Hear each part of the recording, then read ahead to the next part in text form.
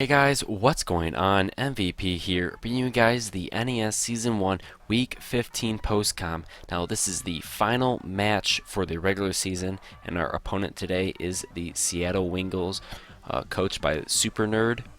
And our record right now is 9-5, and our opponent's record 8-6. So as you can see, like a loss on my part would tie with him, and considering the standings, I am about fourth before this battle, fourth or fifth, and the difference between like second and like eighth place is like one game. So like I can actually like drop to seventh or eighth with a loss here, or if I win, the Seattle can drop to about 7, and I can maybe move up 1 or 2 spots. So this matchup has huge effect on the seeding. So it was very crucial that I try and come out with a win today.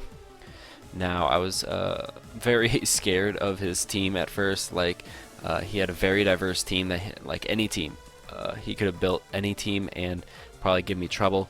But the team I built, I was expecting some of the mons he had, and like right when I saw his team, I was just so glad to see like, okay, I like super prepared for everything he brought, and that was a lot of relief to me. The only Pokemon I saw as a big issue was the Florges, but we'll see how we handle it in the match coming up now. So let me get started.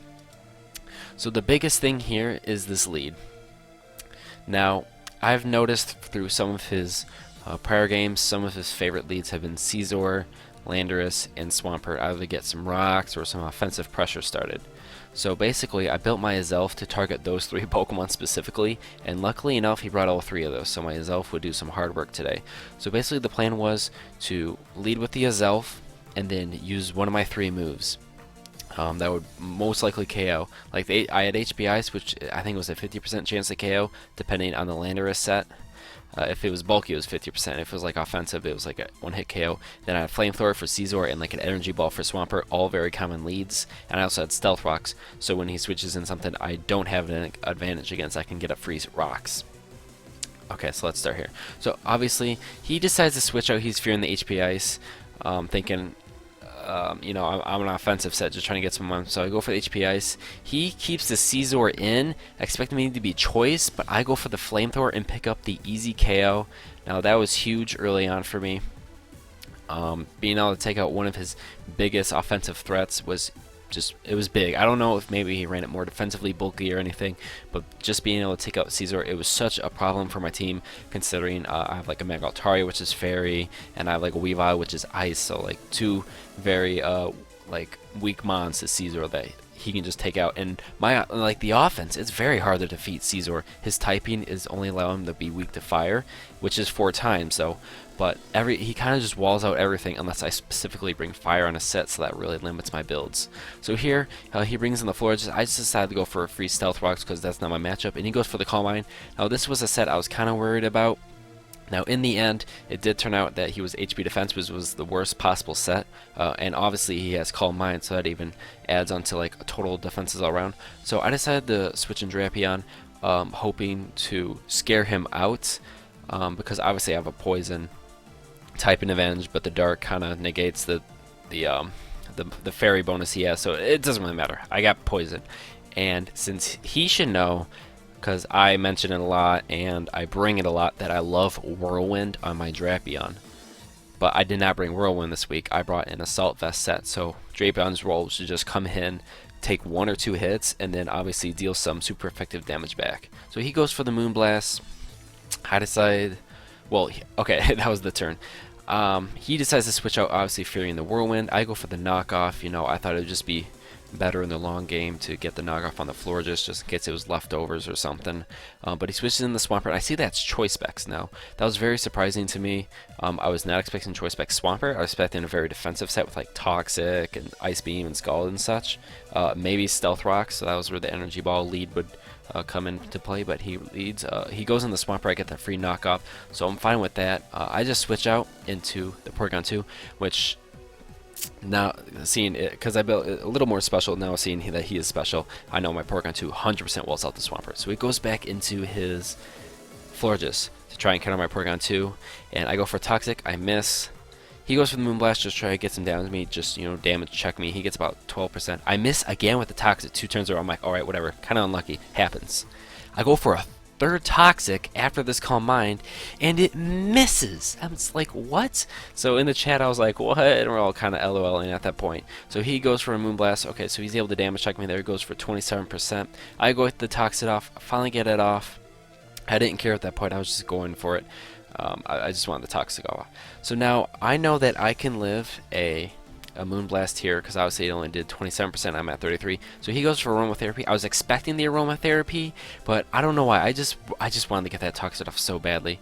So it kind of gets in a weird situation for me. My Porygon can't hurt this Florges at all, and I kind of let it get set up, free setup on me. But I go into the Drapion to get off a free knockoff to get the leftovers, get rid of some of its sustain. And obviously with my Assault Vest set and extra special bulk helps me live that 2 times Moonblast, and I get a free Poison Jab off, bringing it below 50%, so that was really nice for me. So I said bringing Garchomp. This is Tank Chomp, so as you can see, if I brought like full offensive Garchomp, that probably would have KO'd. But since his Tank Chomp and also his Florges set was full HP defense, my Iron Head did not KO. I was hopefully banking on a flinch, but he gets off the Synthesis. I go for another Iron Head, just banking on a flinch or something, and he goes for the Moonblast. Now, that was actually really good for me, for him to KO me, because if he just spammed Synthesis, he could have probably preserved it, or rather have switched out. If he switched the Florges out, because Florges was a huge problem for me, but for him to stay in and take another Iron Head and go down to 7%, that was just big for me. So I send in the Weavile. It just does the best damage all around if he decides to switch out, but I don't believe so because of rocks. So I don't know. I wasn't really thinking about the rock. I kind of figured out about the rocks, so I just went to Weavile because I'm like, okay, Icicle Crash will just do damage because I think. So it brings in the Swampert, try to tank up on the Weavile. So I just switch out the Porygon 2 because it can't do anything to me. So I assume that's maybe like HP Fire or something. I don't know. But he goes for the Scald. He burns me. So that burn will actually play in my favor for later into the match. I'll explain later. But otherwise, I Toxic him because he has no recovery. If he's going to be Specs, I'm going to expect him to be full on offense. So here, I'm just trying to stall him out with some recovers. He's going for the Earth Power, trying to get the special defense drops, which he does in this first one, or this one at least. And I think I just keep spamming recover. Now, it actually occurred to me that we were in a speed tie in that battle, which was kind of weird because I'm like, one turn of recover went first, and then another turn his Earth Power went first. So then obviously here I swapped into Altaria, expecting maybe another Earth Power, but obviously goes for the Scald, which was was good in his part, expecting a switch. But I do not get the burn. But here's the big reveal: is that my Altaria is special. Now my Altaria set here was built just like the Drapion. I built it super bulky, but I gave it good enough attack to just have coverage for everything. So it's got Hyper Voice, obviously, for things like the Medicham. It's got Ice Beam for like the Landorus. It's got HP Grass for like the Swampert, and Lasting Flamethrower for Scizor. And my Altaria can live a Bullet Punch from about full health, or maybe about 80% health. Can live a Bullet Punch, so I would be able to do that. But obviously myself cleaned up the Scizor early on. So it brings in the Landorus, expecting me not be able to like OHKO it or anything. He goes for the Earthquake. I'm fine with that. I'm bulky. Launch an Ice Beam, pick up an easy KO, another threat down. So now it's a 4v2, looking good in my favor. So now here he goes for the Fake Out. Now initially I assumed he would probably bring Bullet Punch, Medicham, because I have things like Weavile, which is super fast, and I have things like Altaria and Medicham speed tie at max Jolly. So I assume maybe he'd bring the Bullet Punch, get the outspeed and super effective damage. But he goes for the Fake Out, and at first I thought he messed up because he showed the Life Orb right after that. Like, he faked out and he showed the Life Orb. And I'm like, oh, did he mess up? Because he could have Bullet Punched me, KO'd me, and saved some life. But no. It turns out he did not have the Bullet Punch, which is fine by me. So he just goes for the Ice Punch and, takes more damage there. That's fine by me. And he went for the Fake Out, I think, at first, just to like avoid a speed tie or something like that. But obviously, since I was full poke, I had 0 speed invest. So I bring in the Azelf because I have a Focus Sash on this set, if I never said that before. So I go for the Flamethrower because Flamethrower, Energy Ball and Flamethrower have the same damage, But Flamethrower has a chance to burn, which I do. I do get the 10% chance to burn, which is awesome. So now his attack is dropped. So he goes for the Ice Punch, and only does 32%. But it freezes me.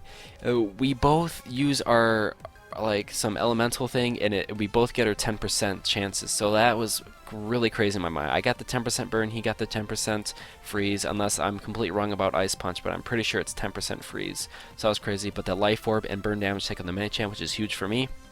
Zolf picks up the KO.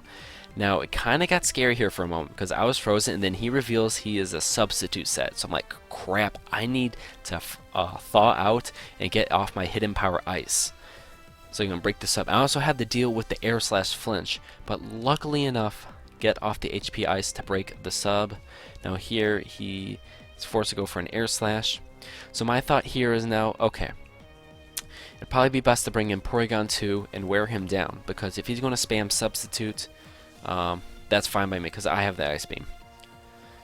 Because that will do the greatest damage. So basically he goes for Protect, try to get some leftovers back. He goes for Substitute, but I'm going to use Ice Beam. I'm just spamming Ice Beam at this point to not allow him to be inside of a Substitute L. That was the whole point of this. These plays here, I just spam Ice Beam, that's it. Nothing more to it. I'm like, I need to keep him out of the sub because my Weavile, I'm assuming that he's not like a full bulk set, so my Ice Shard can one-hit KO. But obviously he tries to go for an air slash flinch. He does not get it, and I pick up the KO with the Ice Beam. I mean, like, if he would have tried to preserve his Tornadus like 1 or 2 more turns, my Porygon 2 when I went down, I would have got a +1 differential. But, you know, +2, that's kind of nice. But anyways, GG's to Super Nerd and the Seattle Wingulls. That I was so stressed out about this match. I went through about 2 or 3 different team compositions. I just didn't know what to do. And I finally was able to land on this one after some help and some extra thoughts. So thank you to those who helped. And anyways, guys, we finished the regular season 10-5. What our seeding in the playoffs will be, it is unknown at this point. We were one of the earlier matches to get done in the week, so we'll have to see how it goes. Probably update with a playoff video and talk about some news for that. But anyways, guys, thanks for watching. I hope you enjoyed this post-com, and I'll see you guys later with your Detroit Darkrais.